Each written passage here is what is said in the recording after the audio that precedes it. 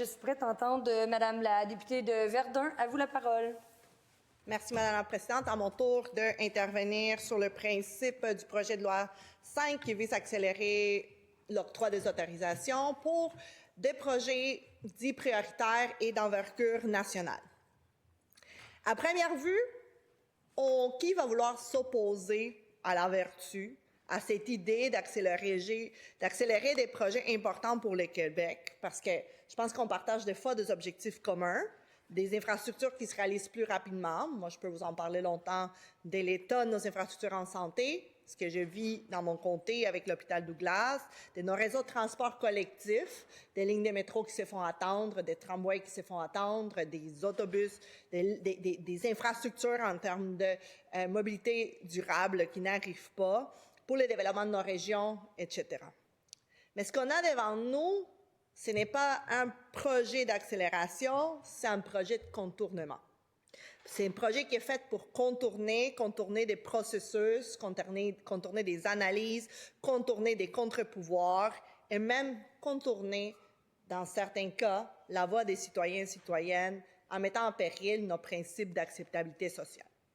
Et c'est là qu'on regarde comment le projet de loi a été construit, puis dans quels objectifs qui demeurent, à notre avis, encore pas clairs et qui doivent être mieux définis. Merci beaucoup. C'est là qu'on voit que, pour nous, ce projet de loi ne doit pas avoir lieu. Si les projets ne sont pas réalisés au Québec, c'est par un manque de planification, un sous-investissement chronique dans les infrastructures publiques, une tendance à improviser, à faire du gré à gré selon des cycles électoraux. Puis la question qu'on se pose, puis la question que j'ai pas entendu mes collègues répondre, c'est pas seulement pourquoi, mais pour qui on est en train de faire ceci. Pour quelle entreprise sommes-nous en train de, pas accélérer, mais contourner nos règles, que ce soit environnementales, mais aussi nos contre-pouvoirs. Et c'est là qu'on n'a pas de réponse encore. On a essayé déjà de questionner le ministre publiquement. Il nous dit des choses sans compte-goutte en commission lors des audiences. Il nous a dit que lui, il souhaiterait 5 grands projets de 1 milliard d'investissements privés, chacun. En tout cas, c'est ça qu'on a cru comprendre. Et de nous dire, OK, on veut 5 gros projets à 1 milliard. Qu'est-ce que ça veut dire? D'où va venir cet argent-là? C'est quelle entreprise, quel projet que nous allons accélérer? Il n'y a pas beaucoup de projets qui rentrent dans cette catégorie-là. Mais surtout, de regarder ensemble combien ça va nous coûter. C'est très rare, en tout cas, on l'a vu dans les dernières années avec la CAQ, qu'une grande entreprise arrive et qui n'attend rien en échange. On a déjà joué dans des films, on a déjà joué dans des fiascos, vu des fiascos arriver, comme c'est le cas de Norvolt, dans lesquels on nous a promis des millions en investissement, mais on est resté avec un terrain vide et des dettes. On a perdu de l'argent avec ces projets-là. Fait que tant que le ministre n'est pas capable de nous dire quel projet, pour quelles raisons chaque projet va être réalisé, bien, nous, de notre côté, on ne va pas signer des chèques en blanc. Parce que oui, revoir les mécanismes pour qu'un projet se fasse bien et soit efficace, on est pour, mais pour quel projet sommes-nous en train de le faire et pourquoi ces projets-là méritent qu'on contourne nos règles environnementales et sociales. Après, une autre chose qui est curieuse avec ce projet de loi, c'est que le fait qu'il soit porté par le ministre des Finances, qui se présente comme un arbitre désormais entre les intérêts économiques et bien coordonner ce type nous parle des consultations de comment on va faire pour avoir une seule évaluation pour arriver au bout de ces projets. Parce que pour moi, l'objectif du rôle, en fait, le rôle du ministre des Finances, c'est s'attarder aux revenus et aux dépenses. Puis ça, il a commencé à le laisser entendre lors des consultations, parce qu'il nous l'a dit, son objectif, c'est attirer de l'investissement pour augmenter les revenus de l'État. Donc, c'est parier sur le fait que si on limite si on déréglemente ou si on fait contourner les règles à ces grands projets-là, bien, on va avoir plus de retombées en termes fiscaux, que ce soit par des redevances ou par des impôts aux entreprises.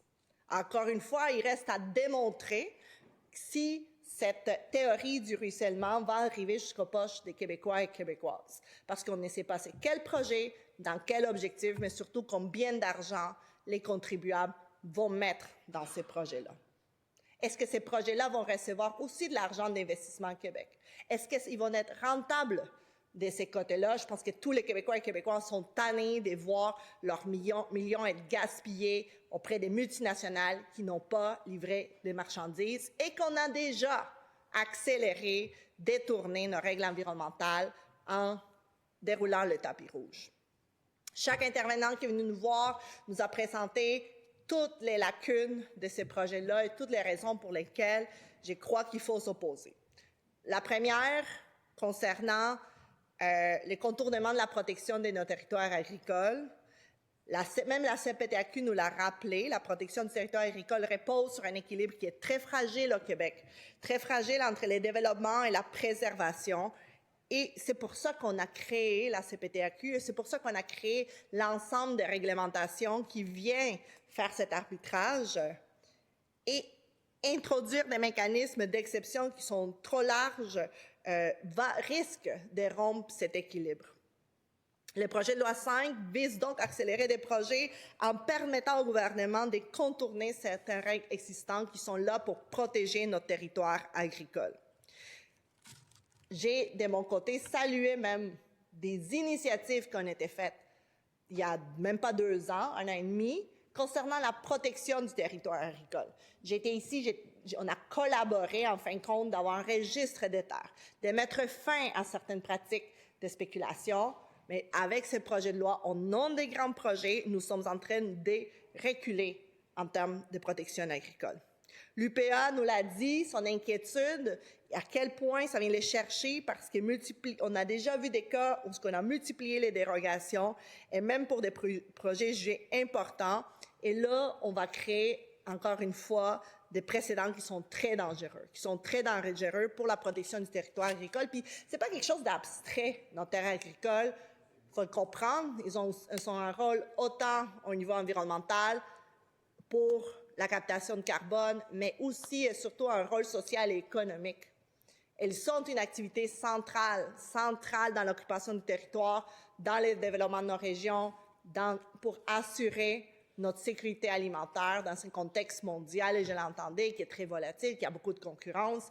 Bien, si on ne protège pas notre territoire agricole, bien, c'est certain qu'on va avoir moins de produits québécois disponibles face à toute la pression qu'on vit, la pression étrangère de consommer des produits qui viennent d'ailleurs. Alors, l'exception qu'aujourd'hui qui est demandée par ce projet de loi-là, risque de devenir la norme de demain. Et c'est là que lorsqu'on ouvre une brèche dans la protection du territoire, bien, la pression foncière, elle s'engouffre immédiatement. Je pourrais continuer pour vous parler de tous les effets qu'on voit par rapport à juste ces contournements-là. On peut parler aussi de la protection des milieux humides et forestiers. Il est impératif pour nous de souligner et dénoncer que le projet de loi 5 permet au ministre des Finances d'autoriser ce qu'on appelle des travaux préliminaires, des travaux qui vont être irréversibles, les débossements, le drainage, le remblayage, avant même l'évaluation environnementale globale qu'elle soit complétée. Ces travaux ne sont pas mineurs, ils constituent des atteintes majeures aux écosystèmes qui rendent le refus du projet final presque impossible une fois le terrain qui est dévasté. Je pense que là, je n'ai pas besoin de nous rappeler encore et encore une fois la saga de Nordvolt, où 13 hectares de milieux humides ont été détruits par un projet dont la viabilité a été compromise et on voit très bien c'est quoi les risques d'agir d'une façon précipitée. En ce qui concerne le respect des normes environnementales, avant de décider d'aller plus vite, il faut s'assurer que nous allons dans la bonne direction. Un projet peut être rapide et profondément dommageable. Un projet peut être rentable à court terme et catastrophique à long terme. C'est précisément ça que nous ont rappelé tous les mémoires qui ont été déposés en commission parlementaire par des organisations environnementales issues du droit, de la science et la protection du territoire. Et tous les organismes écologistes convergent vers un message clair. Il faut que le respect des normes environnementales soit non négociable. Le Centre québécois des droits à l'environnement nous l'a rappelé avec force. Les droits de l'environnement reposent sur des principes fondamentaux. La prévention, la précaution, la responsabilité et la transparence. Ceci vise à éviter des dommages dans le long terme. Ceci vise à éviter que les dommages ne surviennent plutôt qu'à tenter de les réparer après coup. Ça, pour nous, c'est une grande préoccupation. Nous allons travailler très, très fort en commission parlementaire pour faire en sorte que nos normes environnementales soient, comme je le disais, non négociables. Encore une fois, on ne sait pas pour quel projet nous sommes en train d'accélérer et contourner les normes. Une autre de nos préoccupations, c'est la protection de l'état de droit. Car au cœur de ces débats ne se trouve pas seulement la question du développement économique ou des infrastructures, il se trouve aussi une pierre angulaire de notre démocratie, c'est l'état de droit. C'est l'idée que le gouvernement lui-même est lié par les règles qu'il adopte, que le pouvoir politique ne peut pas agir de façon arbitraire et que les décisions publiques doivent être prises selon des procédures qui sont connues, qui sont transparentes et équitables. Lorsque l'État se donne le pouvoir de suspendre et de contourner ses règles pour certains projets, même avec des bonnes intentions, on est en train de fragiliser ce principe fondamental. Dans une démocratie moderne, la légitimité du pouvoir ne repose pas uniquement sur l'élection, mais sur le respect des institutions et des règles. Les lois environnementales, les processus d'autorisation, les mécanismes d'évaluation et de consultation, on ne peut pas les voir comme des obstacles techniques, c'est des garanties démocratiques. Et on va avoir tout un débat qu'on va rendre à l'article 22 puis l'article 23, je pense bien, de ce projet de loi, parce que là, on voit les pouvoirs qui va s'attribuer le ministre pour contourner l'ensemble de ces lois. Ce sont ces réglementations qui assurent que les décisions affectent le territoire, la santé, la qualité de vie des populations ne soient pas prises de manière opaque ou de façon arbitraire. Et encore une fois, je cite l'avis du Conseil québécois en droit de l'environnement qui nous dit que ces mécanismes constituent un cadre juridique cohérent visant à protéger l'intérêt public et à prévenir les abus. Lorsqu'on les affaiblit, on ouvre la porte à l'exception permanente. Et contrairement à ce qu'on peut croire, l'état de droit n'est pas un frein au développement économique. Pour nous, il doit demeurer une condition. Pourquoi investir dans ce projet si les règles peuvent changer selon les priorités politiques du moment? Et ça, cette question-là demeure pour nous. On n'a pas la liste des projets et on ne sait pas quel chèque en blanc on est en train de signer. Au Québec, on s'est doté au fil du temps d'organismes, de processus indépendants chargés d'évaluer les impacts des projets et assurer la protection dans l'intérêt public. Et donc, ces institutions constituent ces contre-pouvoirs qui sont essentiels, permettant de séparer l'analyse technique et scientifique des considérations politiques.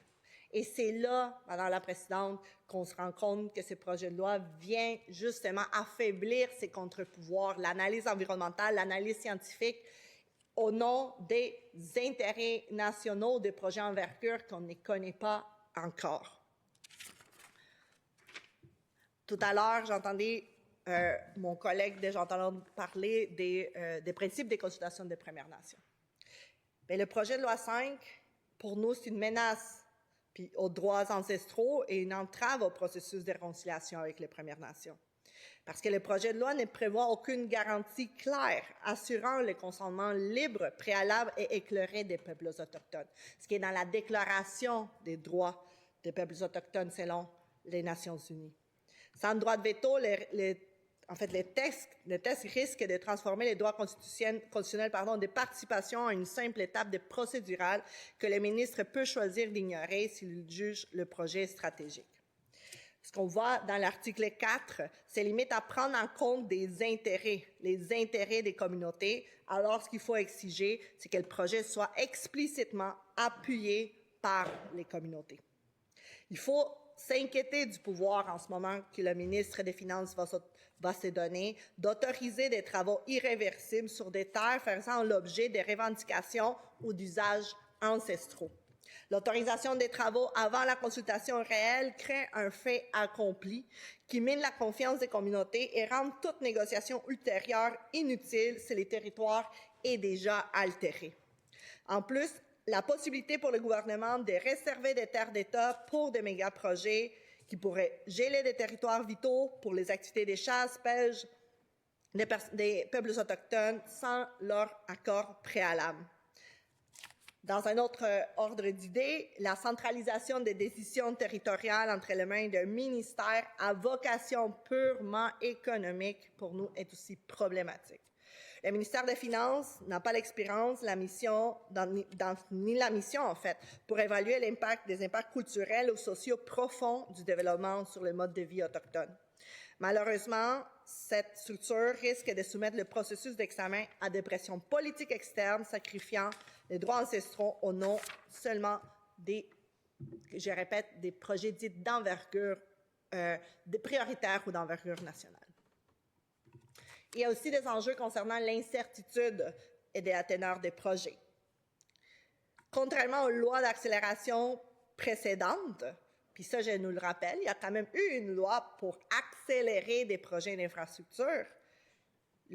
Contrairement à la loi 69, je me souviens de l'ancienne législature, le projet de loi numéro 5 ne contient aucune liste des projets prédéfinis, aucune annexe avec les projets qui seront soi-disant accélérés.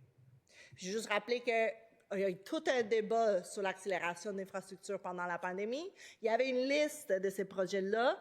Je ne vais pas faire ici, Madame la Présidente, tout le bilan de ce qui a pu être fait ou pas, parce qu'on a quand même, chaque semaine, on a quand même des nouvelles sur l'état de nos infrastructures.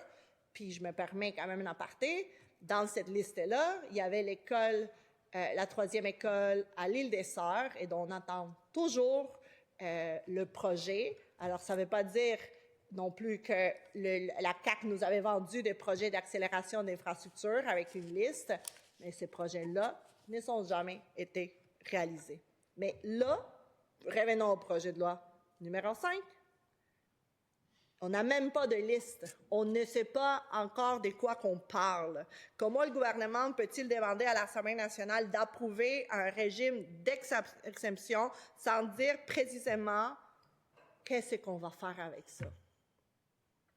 Quelle est cette vague terminologie? Vous regardez l'article 4 pour définir un projet dit stratégique et de grande ampleur.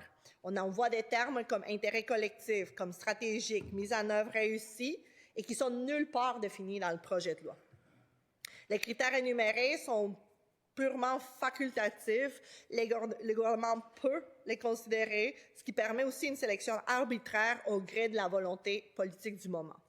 En l'absence d'indicateurs objectifs et mesurables, n'importe quel projet majeur pourrait potentiellement être désigné. Le processus de désignation qui favorise les discussions en coulisses plutôt que la planification publique est pour nous extrêmement inquiétant. La demande initiale du promoteur reste inconnue du public pendant que le gouvernement l'étudie. Ceci crée quand même une boîte noire propice pour nous au lobbyisme intensif avant même qu'un avis ne soit publié. Ce système va nous créer une impression de partialité où un projet pourrait être refusé aujourd'hui et un projet identique accepté demain sous prétexte que l'intérêt collectif a changé. Le mécanisme d'autorisation unique crée aussi une insécurité juridique. Et enfin, le projet de loi permet d'adapter les normes à chaque projet plutôt que de s'assurer que les projets soient conformes aux lois votées, ce qui laisse la population dans une grande incertitude quant aux garanties en termes de sécurité et de santé. Je vais conclure, Madame la Présidente, en disant que nous prenons aujourd'hui des décisions dont les conséquences se feront sentir pendant les prochaines décennies. Il nous reste 4 mois à cette session parlementaire. Je ne sais pas si le ministre va nous dévoiler quels sont les 5 projets, où sont ces 5 milliards promis. Et je pense que peut-être on ne va jamais arriver voir arriver ces projets de loi d'ici la fin de la session parlementaire. Alors, tout ce qu'on fait aujourd'hui va avoir des implications directes dans le développement, pas seulement économique, mais l'occupation du territoire. Les générations futures vont hériter des infrastructures que nous construisons, mais aussi des dommages qu'on va avoir causés avec ces contournements. Moi, je trouve ça déplorable parce qu'on ne pourra pas retourner en arrière. Et c'est pour ces raisons-là, et tout ce que j'ai invoqué tout à l'heure, qu'on ne va pas signer des chèques en blanc, que nous nous opposons au principe du projet de loi et que nous allons être là pendant l'étude détaillée et pendant toutes les étapes qui vont suivre pour talonner et comprendre dans quel intérêt la CAQ est en train de travailler, quels sont ces projets-là, combien d'argent ça va coûter aux Québécois et quels sont les dommages qui vont être causés par les contournements de nos lois sociales et environnementales. Merci beaucoup, Madame la Présidente. Merci, Madame la députée.